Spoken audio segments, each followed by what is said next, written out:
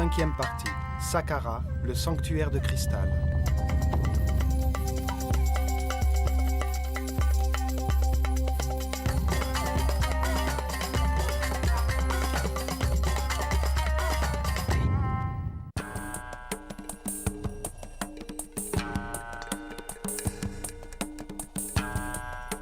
Saqqara est la première manifestation de la grande connaissance que les prêtres de l'école de mystère de l'œil d'Horus avaient acquise dans de nombreux domaines et dont les ruines sont aujourd'hui encore visibles. Ils construisirent la première pyramide de la Terre après le déluge universel. Pour la première fois, des blocs de pierre modulables ont été utilisés pour construire un édifice.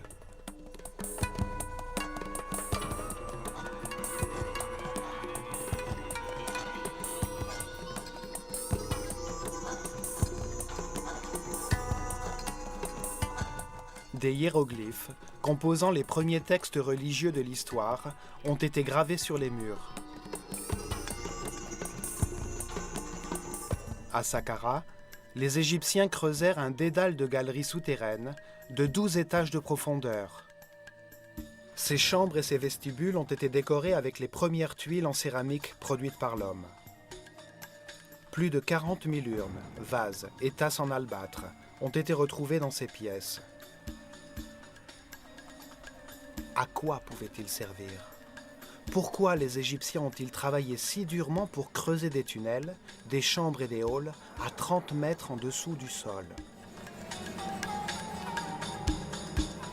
Comment ont-ils éclairé ces pièces pour réaliser les ouvrages de céramique très sophistiqués qui ornent leurs murs?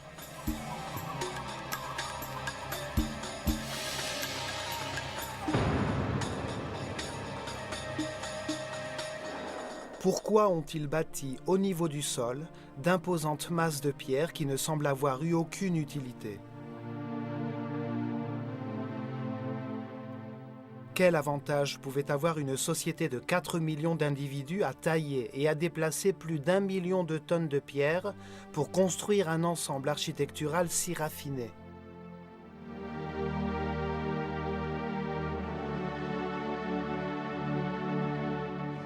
Pourquoi faire des gravures si élaborées sur leurs murs de pierre, sur leurs colonnes et leurs bas-reliefs, avec un étonnant luxe de détails pour décorer la façade d'un bâtiment vide?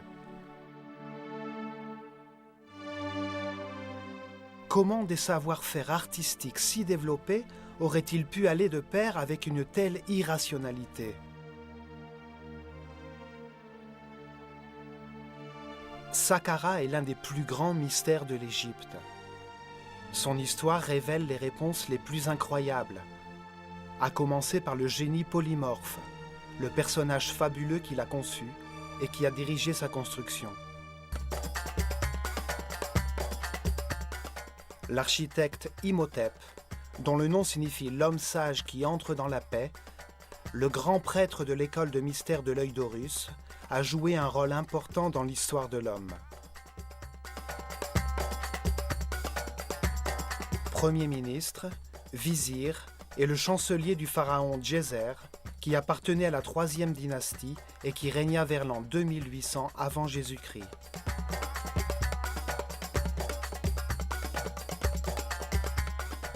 Imhotep est né un 31 mai. C'était le fils de l'architecte Khanofer et de sa femme Khredouonc. Quelques statues le représentent comme un homme humble, habillé aussi simplement qu'un moine. Père de l'architecture, il remplaça le bois et la terre cuite par des blocs de pierre modulables. Il conçut les premières colonnes sculptées avec des chapiteaux en forme de fleurs de lotus. Le raffinement suprême des détails architecturaux, l'harmonie de Saqqara montre la maîtrise qu'il avait de son art. Il a été le premier philosophe de l'histoire humaine.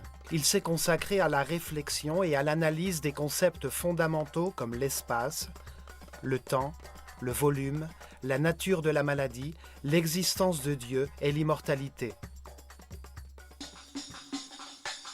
Il a donné à la civilisation égyptienne sa base conceptuelle, l'idée du progrès de la conscience vers Ma'at, vers la justice, l'honnêteté, l'harmonie et l'équilibre. Selon Platon, l'histoire de l'Atlantide, que les prêtres égyptiens racontèrent à Solone, remonte à Imhotep.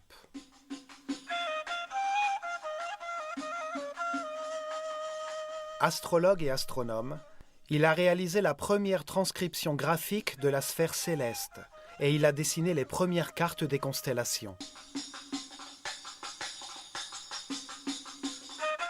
Le fait qu'il se réfère au changement d'ère céleste pour déterminer les stades de la révélation dans le développement spirituel de la civilisation égyptienne prouve qu'il connaissait le phénomène de précession des équinoxes. Mais ce furent ses grands talents de médecin qui firent d'Imhotep un semi-dieu. Seulement 50 ans après sa mort, le pharaon Mykérinos construisit un temple en son honneur. Il devient un lieu de pèlerinage et de cure miraculeuse. Les Grecs, qui allèrent étudier en Égypte, le rebaptisèrent Asclépios ou Aesculapius pour souligner ses prouesses médicales. Ils l'appelèrent également Hermès Trismégistus, 3 fois grand, en raison de ses dons de philosophe et de physicien qui avaient permis de révéler le fonctionnement de l'univers. Imhotep fut le premier à rassembler des informations sur le diagnostic et la guérison de nombreuses maladies. Le caducée, qui est de nos jours le symbole de la société médicale, était la canne de pouvoir d'Imhotep. Grâce à elle, il mesurait la quantité d'énergie vitale qu'un être humain avait appris à maîtriser. C'est ainsi qu'il savait quels centres neuronaux, ou chakras, ses patients utilisaient pour canaliser et diffuser leur énergie vitale et où ils avaient des déséquilibres électromagnétiques cellulaires. Il les guérissait en élevant la fréquence vibratoire de leur aura, qui est un champ électromagnétique propre à chaque personne. Ainsi, il rééquilibrait leurs chakras pour que ceux-ci puissent à nouveau fournir l'énergie vitale nécessaire aux organes affectés. C'était la véritable cause des maladies. Le caducée se compose de 2 serpents enlacés autour de 7 chakras, les centres neuronaux de la colonne vertébrale, qui regroupent et distribuent l'énergie. Ils représentent les 2 pôles électromagnétiques opposés qui mettent l'univers en mouvement. Dans son centre se trouve une colonne vibratoire formée de paires de particules de charge opposées qui se neutralisent et s'équilibrent, la seule manière d'arriver à l'illumination. Il représente le Kundalini, la force vitale qui se déplace le long de la colonne vertébrale. Même après la disparition de ce savoir ancestral, le caducée demeura le symbole de guérison. Les expériences qui ont manipulé cette forme comme une bobine électrique ont permis de découvrir certaines caractéristiques mystérieuses.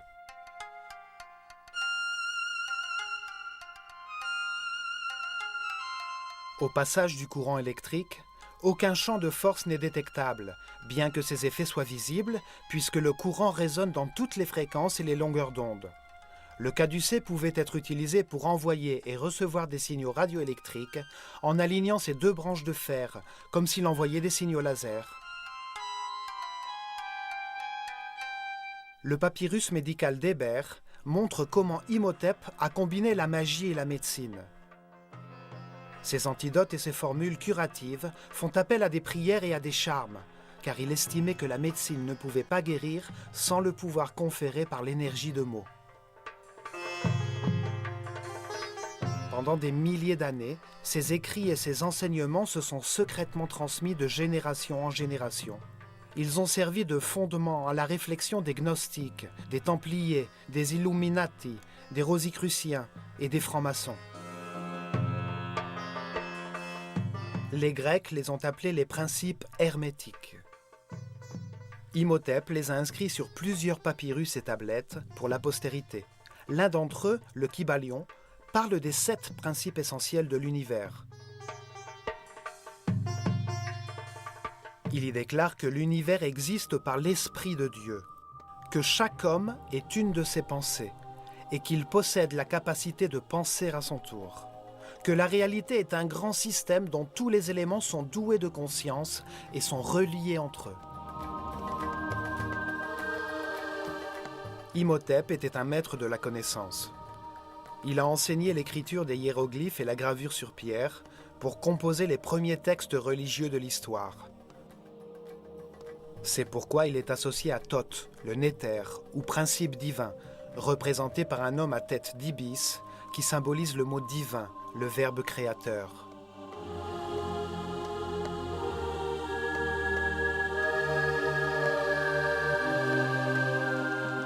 Imhotep était sans aucun doute un esprit exceptionnel. Le temps a fait de lui un mythe et l'a associé à la divinité sous différents noms. Thoth, Mercure, Quetzalcoatl, Aesculapius, Hermès Trismegistus, celui qui est 3 fois grand.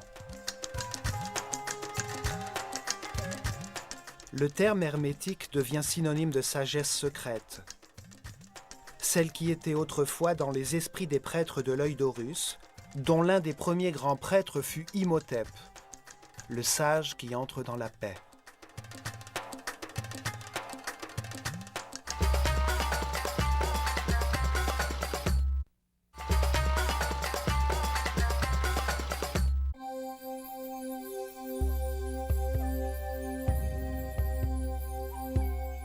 C'est Imhotep qui décida où Saqqara devait être construit, pour des raisons mystérieuses.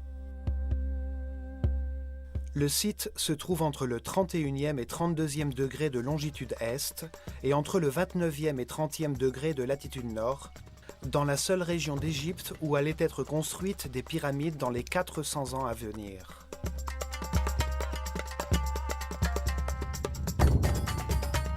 C'est une région désertique, à 14 km au sud du Caire, près de Memphis, l'ancienne capitale aujourd'hui disparue de l'Égypte. Les pyramides les plus au sud se trouvent à Meydoum, Awara et El Laoun, et c'est à Abu Rawash que se trouve la pyramide la plus septentrionale. C'est un plateau rocheux qui s'étend jusque Gizeh, à 50 mètres au-dessus du niveau du fleuve. Cette altitude garantissait que les nappes phréatiques n'inonderaient pas les galeries souterraines qu'il avait prévu de construire. Dans cette région se trouvent également 8 pyramides plus petites, construites sous les 4e, 5e et 6e dynasties. Cette zone est située sur l'un des principaux nœuds du réseau électromagnétique de la planète, là où la force de son énergie tellurique peut être la mieux utilisée pour faire vibrer une grande masse de pierre. C'est dans cette région que les résonances électromagnétiques sont les plus fortes. C'est là où se trouve l'un des chakras de la planète, là où passe le courant tellurique, la charge négative de la croûte terrestre, qui transporte son énergie vitale. Un point de confluence important des lignes de Lie, parfait pour produire de l'énergie statique négative à partir d'une grande masse de pierre riche en cristaux de quartz par la friction de ces molécules.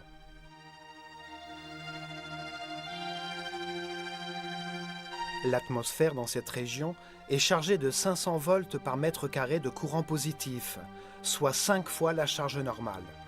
C'est un point de puissance sur la planète qui permet d'accroître le niveau d'énergie dégagé par la pyramide construite par Imhotep. Cette situation géographique était essentielle pour utiliser la pyramide comme un condensateur électrique qui absorbait l'énergie positive de l'atmosphère dans les cristaux de quartz des plaques de granit qui recouvraient alors sa surface.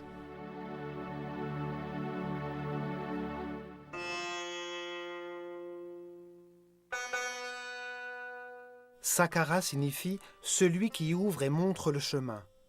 Son symbole est le chacal, l'animal qui guide ceux qui se sont perdus dans le désert et les amène jusqu'à la terre fertile, jusqu'à la civilisation.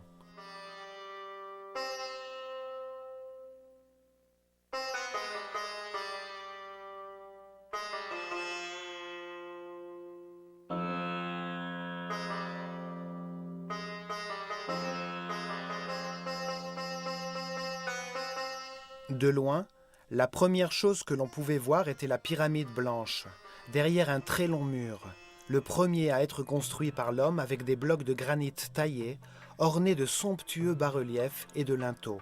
Un ouvrage beaucoup plus complexe que la pyramide elle-même. 130 000 tonnes de granit de Tura formaient un immense et inimitable mur de pierre. Il entourait les 15 hectares de l'ensemble architectural en le protégeant du chaos extérieur, en lui donnant une forme rectangulaire, orientée en sens nord-sud, parfaitement parallèle au cours du Nil.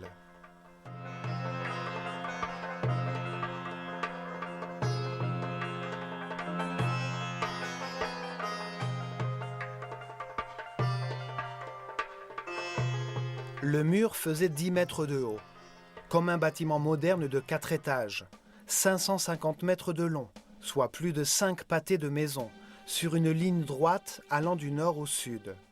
Sa largeur était exactement égale à la moitié de sa longueur, soit 275 mètres d'est en ouest.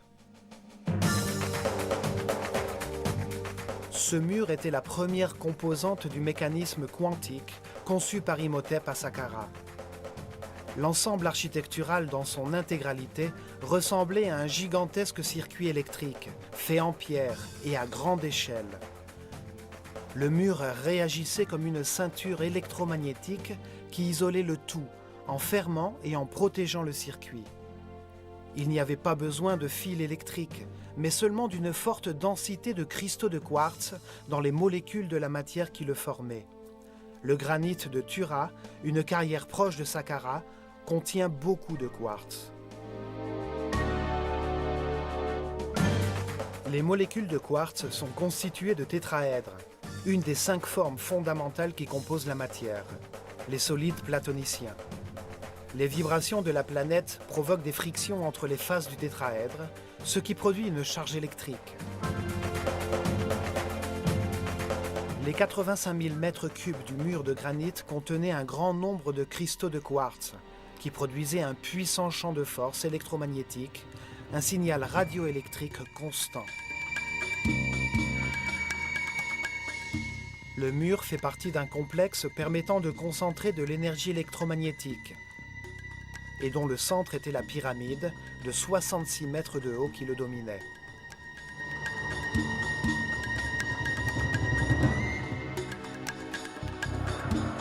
Ce mur avait une forme surprenante. Il s'avançait et reculait pour former, à intervalles réguliers, des bastions et des portiques. Des reliefs verticaux entouraient les porches, donnant à l'ensemble toute sa beauté et sa régularité, générant un sentiment d'harmonie dans une composition presque postmoderne.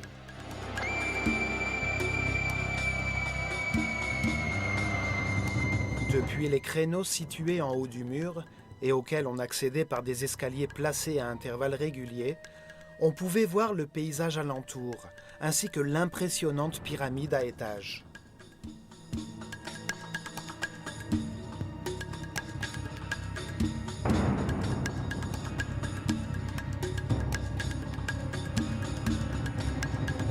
Non seulement c'est la première construction monumentale en pierre sculptée faite par l'homme, mais elle présente aussi une série de détails architecturaux qui montrent une maîtrise et une connaissance de l'architecture que les développements ultérieurs de la civilisation égyptienne n'ont jamais dépassé.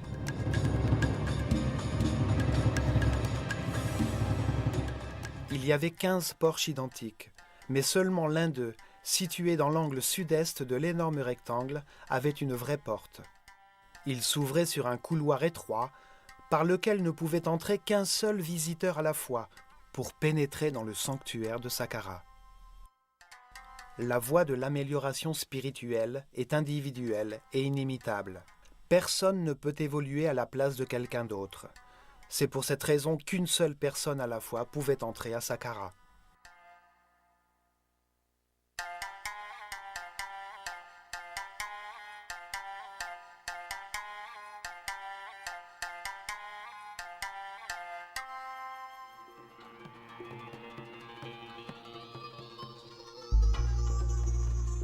Un mur si haut, avec 14 porches murées et un seulement ouvert, avec une entrée si étroite, tout cela semble avoir été construit à des fins défensives. Pourtant, il n'y a jamais eu de porte à l'unique entrée. La technologie mise en œuvre à Saqqara restreignait l'accès aux êtres à l'esprit primaire, ceux qui dégageaient une mauvaise aura, c'est-à-dire un champ électrique négatif. Dans le long couloir et le long de la galerie composée de 48 colonnes, un puissant champ de force électromagnétique intensifiait les sentiments des visiteurs. S'il y avait de la haine, de la peur ou de l'insécurité dans leur cœur, leur propre angoisse les empêchait d'entrer.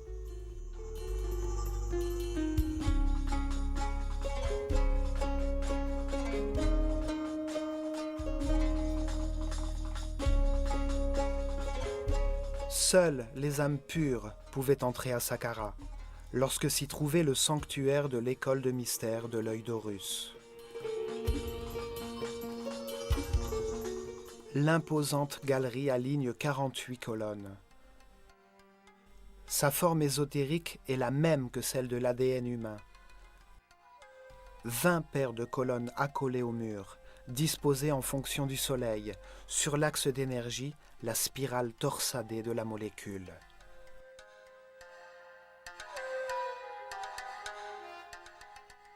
Quatre paires de colonnes, dans le hall transversal, à la fin de la séquence, représentent la capacité supérieure des humains à conserver, analyser et traiter les informations.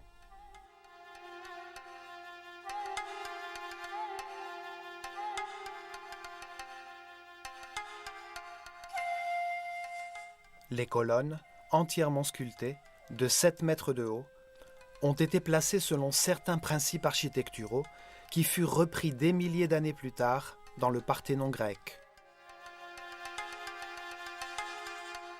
Chaque colonne avait la forme d'un rouleau de papier de papyrus. Le cylindre était légèrement convexe et il se rétrécissait sur sa partie supérieure pour accentuer sa verticalité, ce qui était un trompe-l'œil, car sinon, vu de loin, il aurait pu paraître courbé. Le restaurateur du site de Saqqara, Jean-Philippe Loher, a aussi constaté que du fond de la galerie, l'espace entre les colonnes les plus éloignées est plus important, ce qui rallonge la perspective et donne l'impression que la galerie est plus grande.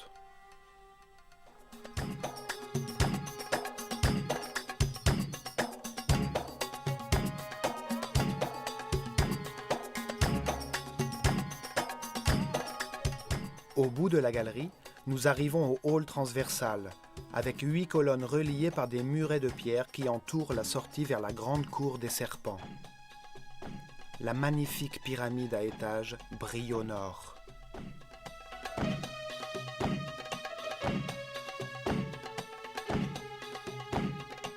La cour était à l'origine entourée par de hauts murs, dont les bas-reliefs étaient très travaillés. Il se composait de niches qui avaient une forme de porte, forme qui se retrouvera plus tard sur l'un des murs de tous les tombeaux égyptiens.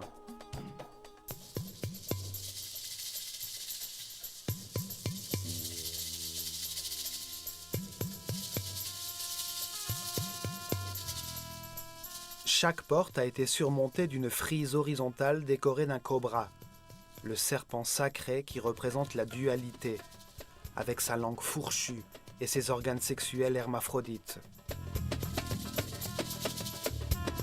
Le serpent symbolise aussi la volonté de changer l'existence, la volonté de commencer un nouveau voyage d'apprentissage, au terme duquel l'homme sera maître de ses décisions. C'est la source et l'origine du mouvement.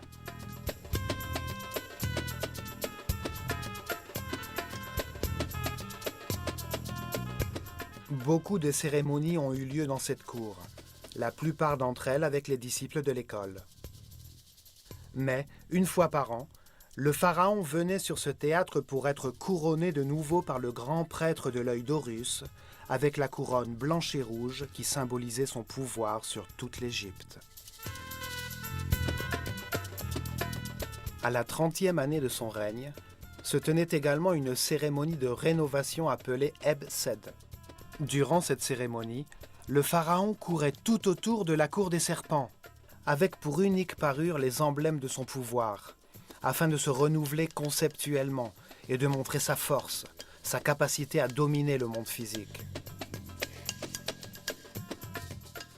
Le mur au sud de la cour servait de façade au tombeau du sud, une fausse chapelle construite en pierre et dont le toit était voûté. Sa fonction réelle était de cacher une des deux entrées du souterrain.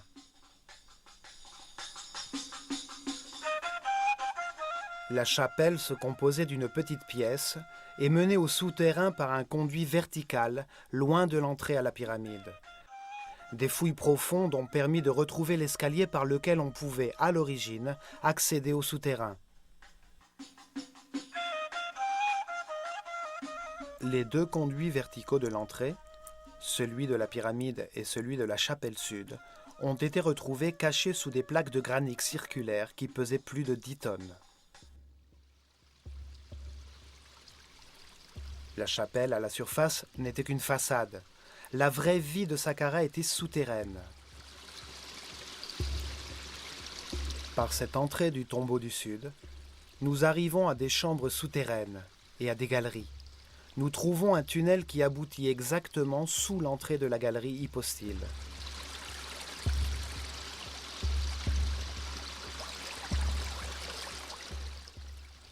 Le plan du sanctuaire tout entier ressemble à l'unité centrale d'un ordinateur.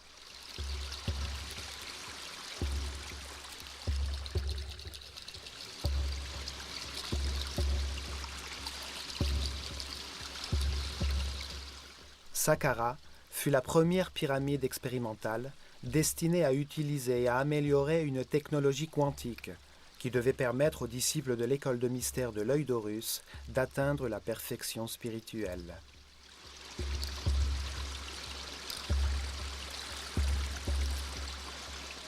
Pendant 400 ans, environ 100 pyramides, de formes, de grandeur et de matériaux différents, ont été construites.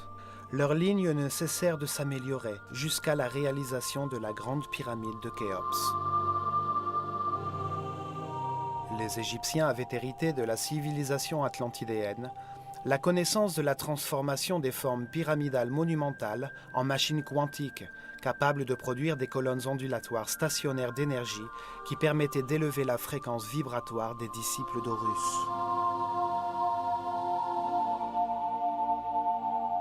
C'était un moyen d'augmenter leur niveau d'énergie vitale, le pouvoir de leur esprit, et d'éveiller chez eux de nouveaux sens, comme la télépathie ou la capacité de percevoir l'aura des autres.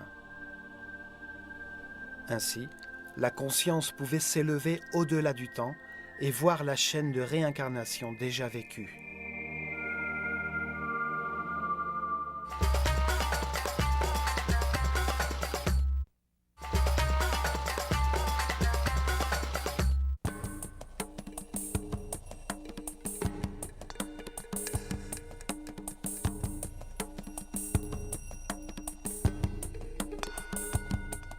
Dans la cour des serpents, du côté où le soleil se lève, se trouvent 3 colonnes qui formaient le centre du temple royal de Eb-Sed.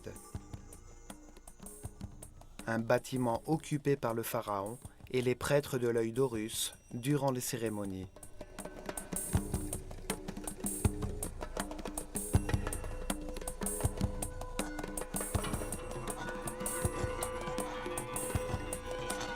Depuis ce bâtiment, en longeant un mur courbé, on accédait à la cour rectangulaire du Eb-Sed, parallèle à la cour centrale du sanctuaire. Sur les côtés se trouvaient 2 séries parallèles de fausses chapelles. En réalité, elles étaient une façade très élaborée, sise sur un bloc de pierre massive.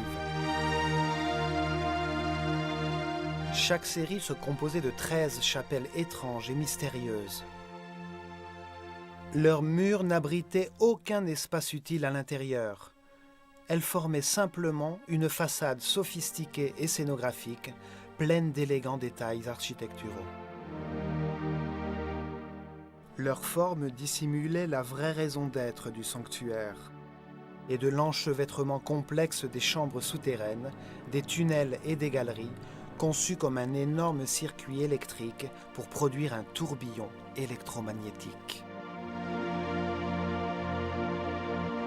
Devant chacune de ces chapelles, un passage étroit et sinueux menait à un petit sanctuaire extérieur qui devait contenir les représentations symboliques des forces tutélaires de l'Égypte, la divine Énéade.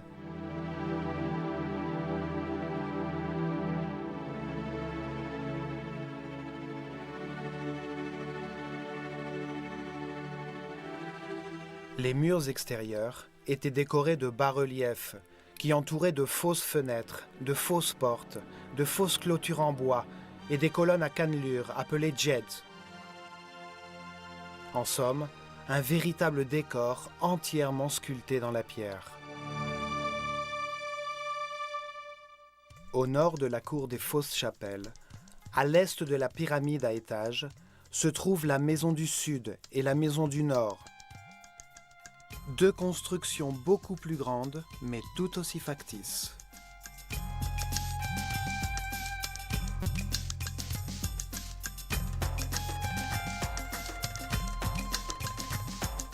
La façade de la maison du Sud est ornée de colonnes cylindriques dont les chapiteaux sont en forme de fleurs de lotus, le symbole de la Haute-Égypte. Un couloir étroit permet de voir le plus vieux graffiti du monde, écrit en hiératique. Des visiteurs de la 18e dynastie ont ainsi gravé des commentaires à propos du pharaon Djéser. La façade de la maison du Nord est décorée de colonnes représentant des papyrus, les symboles de la Basse-Égypte, qui correspond au delta du Nil, au nord du pays. Ici, pendant la cérémonie du Hebsed, le roi recevait la couronne rouge qui symbolisait son autorité sur ce territoire.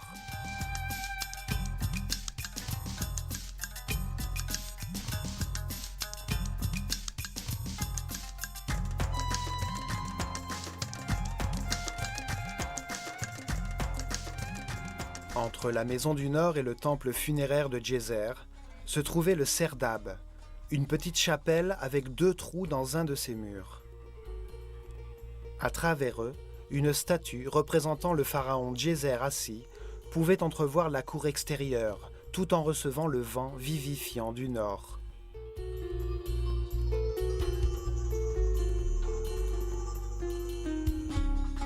Ce personnage, avec son impressionnant némès sur la tête, et dont les yeux en cristal ont disparu, est la première représentation en 3 dimensions et à taille réelle d'un monarque égyptien qui est parvenu jusqu'à nos jours.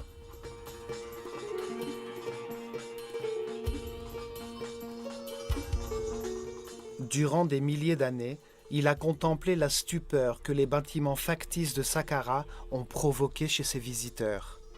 Le décor qui cache de puissants mécanismes quantiques. De là, il a entendu toutes les théories selon lesquelles Saqqara a été son tombeau qui ne fut jamais utilisé.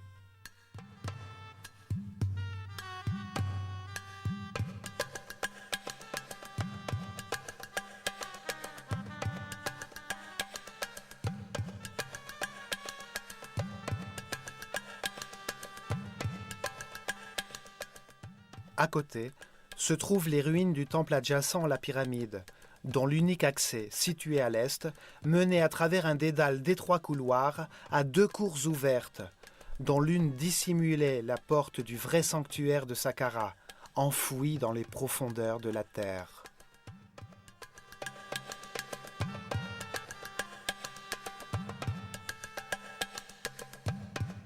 Cette cour cachait l'entrée principale du souterrain.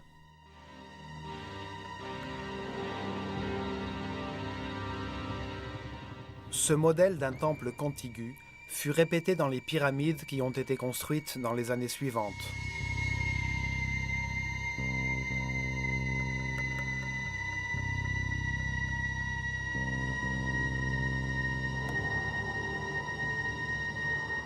Saqqara a été abandonné à l'arrivée dans l'ère du Bélier, vers l'an 2320 avant Jésus-Christ, au moment de la construction de la pyramide de Khéops. Avec le temps, on oublia l'existence de ces entrées vers les chambres et les galeries souterraines. Les pierres des murs du sanctuaire furent utilisées comme matériaux de construction.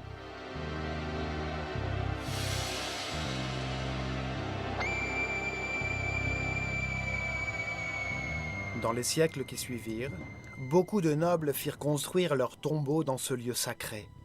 De nos jours, on pense que Saqqara a été un cimetière, dont le premier sanctuaire fut le tombeau du pharaon Djéser. Au temps de la 26e dynastie, en plein déclin de la civilisation égyptienne, Plus personne ne savait que le temple adjacent à la pyramide cachait l'entrée de la chambre principale. Le pharaon ordonna de creuser un long tunnel sous la façade sud de la pyramide, en croyant que l'entrée se trouvait là.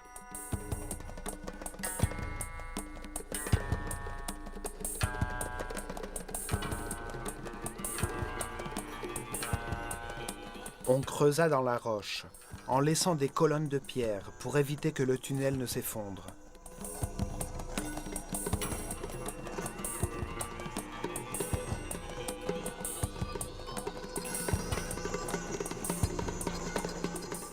Jusqu'à arriver à la chambre centrale, une pièce vide de 12 étages de profondeur, un puits de la forme d'un obélisque en plein cœur de la pyramide.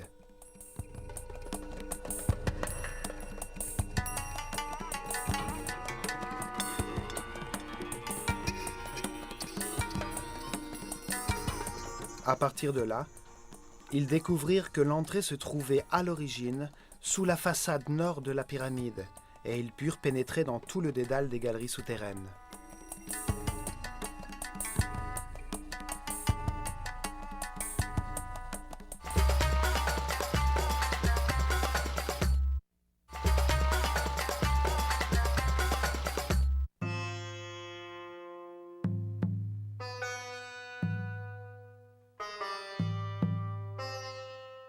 Saqqara a été construit en 3 étapes, planifiées dès le départ par Imhotep. À chaque étape, le sanctuaire s'agrandissait et la pyramide se développait comme le corps d'un être humain. La première étape fut la construction de l'épine dorsale du sanctuaire, le creusement d'un puits vertical qui va 30 mètres en dessous de la pyramide, à 12 étages de profondeur, soit 50% de la hauteur totale de la pyramide.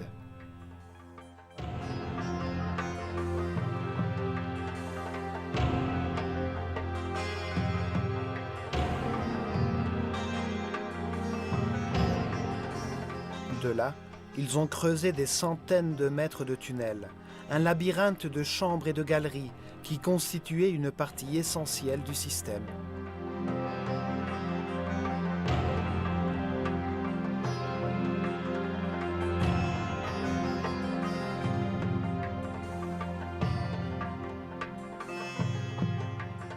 La deuxième étape fut la construction d'une petite pyramide à étages au-dessus du sanctuaire souterrain. Son volume et son poids représentaient exactement 50% de la pyramide finale. Elle consomma seulement la moitié des ressources et des efforts totaux. En outre, les bâtisseurs pouvaient ainsi utiliser temporairement l'énergie dégagée par leur propre construction.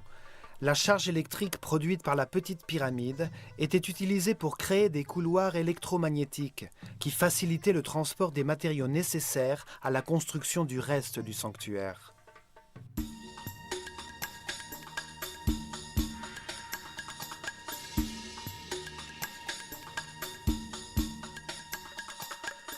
À partir de la pyramide, une série de colonnes appelées djed furent placées à distance régulière.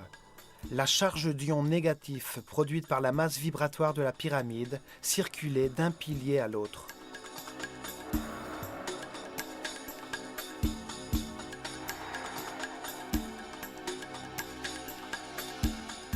Chacun d'eux était composé de bobines verticales en fil d'or, enroulées autour de bâtons de bois. La première bobine se trouvait dans la partie inférieure et la seconde dans la partie supérieure. La colonne était placée sur une cavité pleine de fibres trempées dans l'eau salée qui assurait un excellent contact terre. Un prêtre d'un haut niveau de conscience et de vibration était tenu de contrôler grâce à l'énergie tachyonique de son esprit le passage du courant ionique de la pyramide à la première colonne. À partir de là, la charge électrique circulait régulièrement de pilier en pilier, créant ainsi un couloir électromagnétique qui s'étendait jusqu'à Tura, près de Saqqara, sur le Nil, dans le champ de puissance de la petite pyramide où se trouvaient les carrières de quartz granitiques. Les plaques de granit, une fois découpées, étaient placées devant le dernier djed.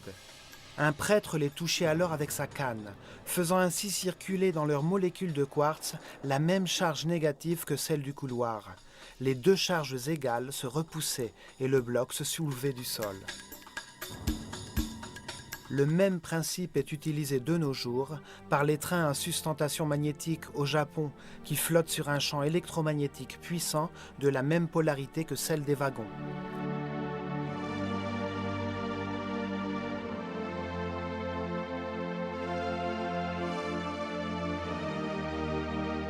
Ainsi, grâce à cette ligne électromagnétique de transport, ils pouvaient facilement déplacer toutes les pierres dont ils avaient besoin pour la troisième étape.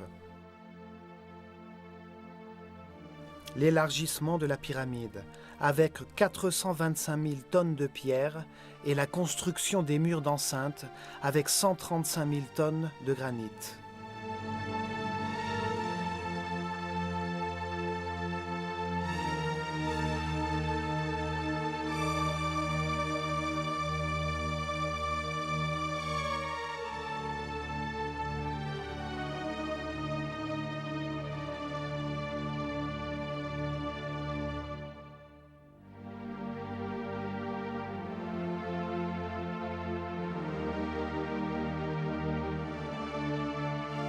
La construction en étapes permit d'utiliser une partie de la puissance générée par la pyramide et de l'augmenter de 50% une fois la grande pyramide construite.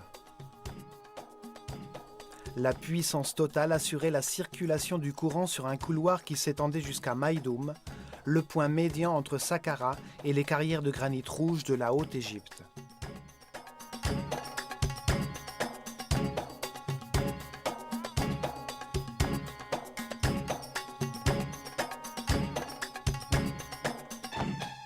La technologie et les connaissances héritées de l'Atlantide sont fondées sur les principes de mécanique quantique que nos scientifiques commencent à peine à comprendre. Dans le prochain épisode de notre série, nous continuerons à étudier le sanctuaire de Saqqara. Nous verrons comment et dans quel but l'ensemble des galeries souterraines, ce puissant mécanisme quantique qui permettait d'accélérer l'évolution des initiés, était conçu. En suivant ce chemin, que nous appellerons la route quantique vers la lumière de la conscience, nous verrons que ce processus évolutif a été enseigné par différents professeurs de haut rang. L'un d'entre eux fut Jésus.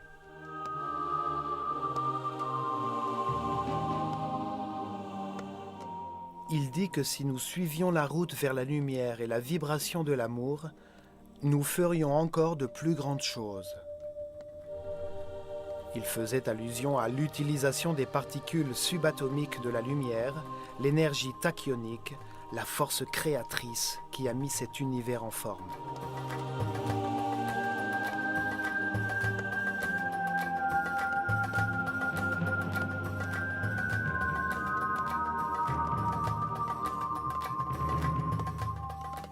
Des milliers d'années avant l'arrivée de Jésus, les sages prêtres de l'œil d'Horus ont utilisé à Saqqara ce même type de connaissances pour accélérer l'évolution de leurs disciples.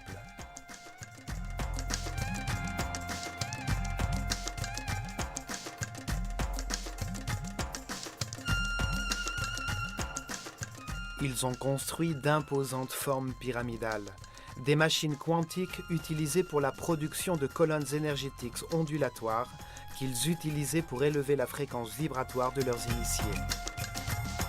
Ils donnèrent naissance à un centre de communication avec des dimensions supérieures qui ont permis aux disciples les plus avancés de connaître la route vers la lumière, de recevoir des informations d'êtres plus évolués, des plus grands professeurs de l'univers.